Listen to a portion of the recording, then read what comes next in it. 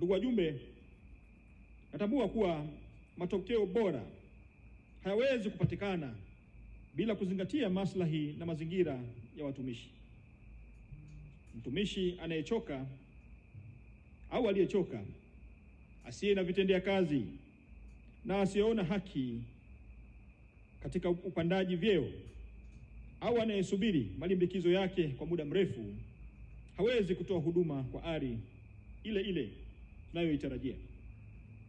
Napenda kuwajulisha kuwa kama sehemu ya mkakati wa kuboresha mazingira ya kazi, wizara imewasilisha rasimu ya mwongozo wa mpango wa motisha kwa watumishi kwa Katibu Mkuu, Ofisi ya Rais, Menejimenti ya Utumishi wa Umma na Utawala Bora, kwa ajili ya uchambuzi na ushauri zaidi.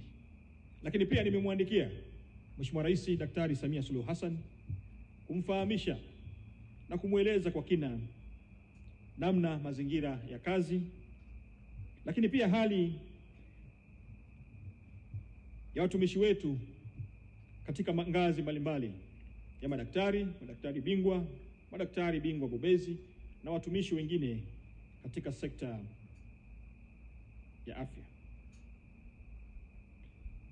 Mwongozo huu ambao umewasilishwa utasaidia kuwatambua, lakini pia kuwazawadia watumishi wanaojituma, hususan wale wanaofanya kazi katika mazingira magumu.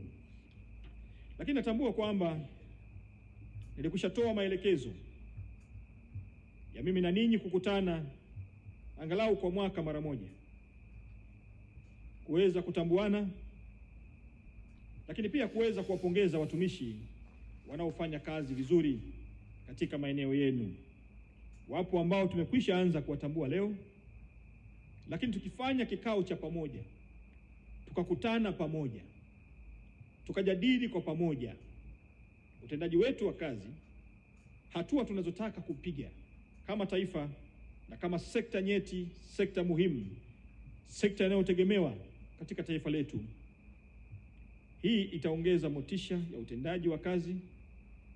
Na pengine tuanze sasa kuchagua venue, ni wapi tutakutana kwa mwaka huu, ili tuzungumze kwa pamoja.